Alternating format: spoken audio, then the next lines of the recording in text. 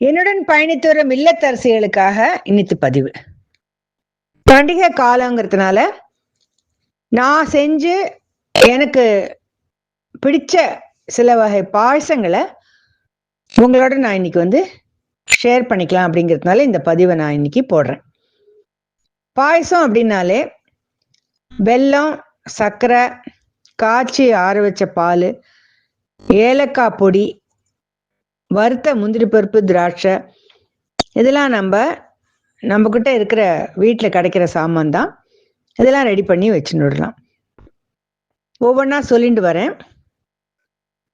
இது அப்படியே ஃபாலோ பண்ணிட்டு வந்தால் நல்ல ஒரு டேஸ்டியான பாயசம் நமக்கு கிடைக்கும். முதல்ல கடலை மாவு பாயசம் எப்படி பண்ணுறதுன்னு பார்க்கலாம்.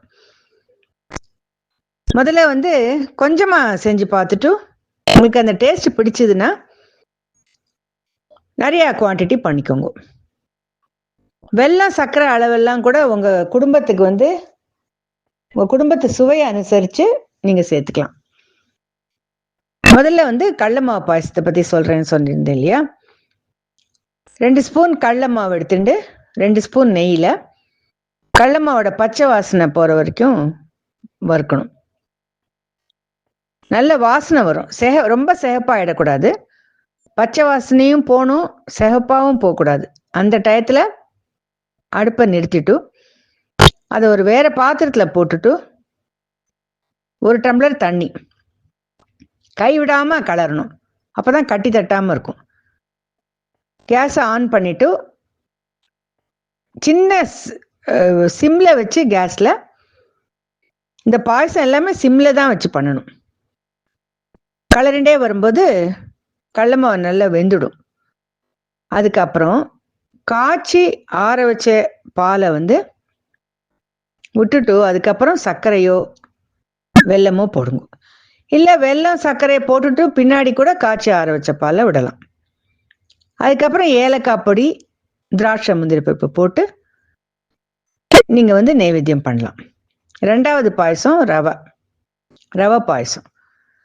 இதே மாதிரி 2 ஸ்பூன் நெய், 2 ஸ்பூன் சாதாரண ரவை, உப்புமா ரவை,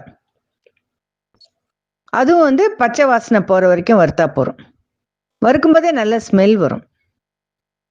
அப்போ கேஸை நிறுத்திட்டு அதையும் வேற பாத்திரத்தில் போட்டுன்னுட்டு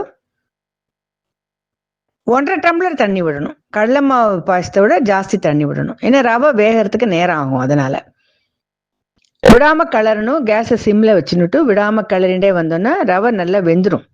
தொட்டு பார்த்தா நமக்கு தெரியும் வெந்தது. கெட்டியாக எடுத்து வச்சா அது கேசரி, தண்ணியாக பண்ணினா அது பாயசம். அவ்வளோதான் டிஃப்ரென்ஸு. இப்போ ரவை வெந்ததுக்கு அப்புறம் அதில் சர்க்கரையோ வெல்லத்தையோ போட்டுட்டு நல்லா கலரிட்டு அதுக்கப்புறம் காய்ச்சி ஆறின பாலை அதில் விடணும். பாயசம் கூட ஆற விட்டு இந்த பாலை விடலாம். அதுக்கப்புறம் நம்ம எப்போ குடிக்கிறோமோ அப்போ சுட பண்ணிக்கலாம். அந்த மாதிரி கூட செய்யலாம்.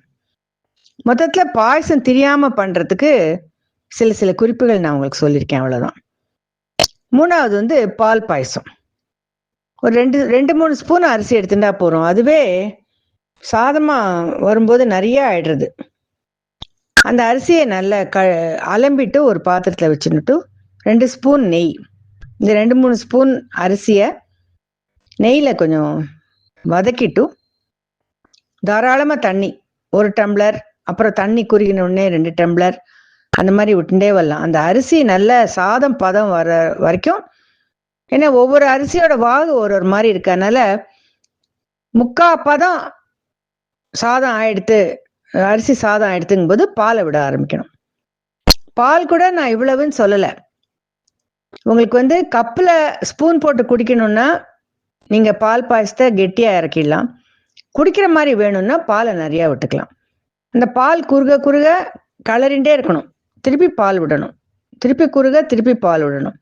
அந்த மாதிரி கிட்டத்தட்ட ஒரு 2 லிட்டர் பால் விட்டாக்க நல்ல அது மஞ்சள் கலர், சிகப்பு கலர் கூட வந்துடும் சில டைம்.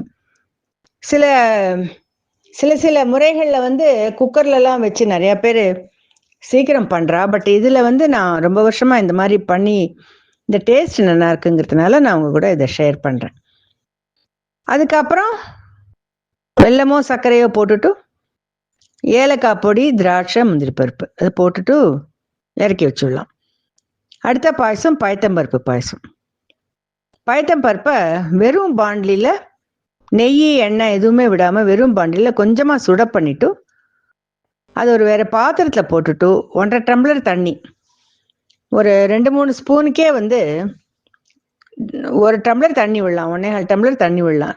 நல்லா அது 5 விசில் குக்கரில் வச்சு நல்லா மசீர வரைக்கும் அது இருக்கணும் குக்கருக்குள்ள.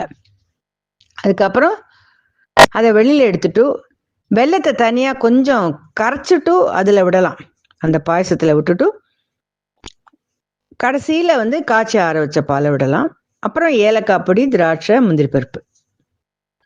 அதுக்கு அடுத்த பாயசம் பாதாம் பருப்பு பாயசம். பாதாம் பருப்பு ஒரு 5 6 10 நல்ல வெந்நீரில் ஊற போட்டாக்க ஒரு 2 மணி நேரம் இருந்ததுன்னா தோலி உரிக்க வந்துடும். தோலி உரிச்சுட்டு மிக்சியில் நல்லா அரைக்கணும். அந்த விழுதாக வரணும். அது அந்த விழுத தனியாக ஒரு பாத்திரத்தில் எடுத்து வச்சுட்டு பாலை அடுப்பில் வச்சு குறுக்கணும். பாலை 1 லிட்டர் பாலை 3/4 லிட்டராவோ 1/2 லிட்டராவோ குறுக்கிட்டு அந்த பாலில் இந்த விழுத போட்டுட்டு நல்லா கலரிண்டே இருக்கணும். ரெண்டும் நல்லா சேர்ந்து வந்ததுக்கு அப்புறமா வெல்லமோ சர்க்கரையோ போட்டுட்டு ஏலக்காய் பொடி, திராட்சை, முந்திரி பருப்பு போட்டு இறக்கி வச்சுடலாம். அடுத்தாப்புல சொல்கிற பாயசம் ரொம்ப ஜாஸ்தி யாரும் கேள்விப்பட்டிருக்க மாட்டா, பரங்கிக்காய் பாயசம். பரங்கி பத்தை வாழ்ந்துட்டு தோலை நல்லா எடுத்துட்டு சின்ன சின்னதாக நறுக்கி அலம்பிட்டு பாலில் இந்த பரங்கி துண்டங்களை வேக போடணும். நல்லா மூடி போட்டு வேக வச்சுட்டு நல்லா வெந்ததுக்கு அப்புறம் கையில் தொட்டு பார்த்தா நல்லா மசியணும், மசிஞ்சிருக்கணும். அது அதுக்கப்புறம் அதை ஆற வச்சு மிக்சியில் அடிக்கணும். அடிச்சுட்டு அந்த எந்த பாத்திரத்தில் நம்ம பாலோட வேக வச்சோமோ அதே பாத்திரத்தில் இன்னும் கொஞ்சம் பால் விட்டு நல்லா கைவிடாமல் கலரிண்டே ஒத்தாப்பில் வரும். பாலும் இந்த விழுதும் ஒத்தாப்பில் வந்ததுக்கு அப்புறமா வெல்லமோ சர்க்கரையோ போட்டு அதுக்கப்புறம் இன்னும் கொஞ்சம் பால் விட்டு ஏலக்காய் பவுடர், திராட்சை, முந்திரி பருப்பு எல்லாம் போட்டு இறக்கி வச்சிடலாம். அதுக்கப்புறம் தேங்காய், அரிசி ரெண்டும் கலந்து ஒரு பாயசம். அரிசியை தண்ணியில் ஊற போடணும். 1 மணி நேரம் கழித்து அரிசியை 2 ஸ்பூன் 3 ஸ்பூன் போட்டாலே இந்த பாயசம் நிறையா வரும். அதில் அடிகனமாக ஒரு பாத்திரத்தை எடுத்துட்டு பாண்டிலியோ இல்லை பாத்திரமோ எடுத்துட்டு இந்த அரிசியை நல்லா ஊற போட்ட அரிசியை நல்லா மிக்சியில் அரைச்சிடணும். ஒரு 1/2 மூடி தேங்காய் துருவிட்டு அந்த துருவிலையும் இந்த அரிசி அரைக்கும் போதே அரைச்சிட்டு இந்த அரிசி விழுது தேங்காய் ரெண்டும் கலந்த விழுது அது இந்த அடிகனமான பாத்திரத்தில் போட்டுட்டு தண்ணி விட்டு கொஞ்சம் கலரணும். அதுக்கப்புறம் வெல்லமோ சர்க்கரையோ போடலாம். இது நீங்கள் தண்ணி விட்டு தண்ணி பாயசமாகவும் யூஸ் பண்ணலாம், இல்லை காய்ச்சி ஆற வச்ச பால் ஊற்றி பாலும் விட்டு யூஸ் பண்ணலாம். அப்படியே தண்ணியோடையே இந்த பாயசம் நல்லாயிருக்கும். அப்புறம் ஏலக்காய் பொடி, திராட்சை, முந்திரி பருப்பு எல்லாம் போட்டு இறக்கி வச்சிடலாம்.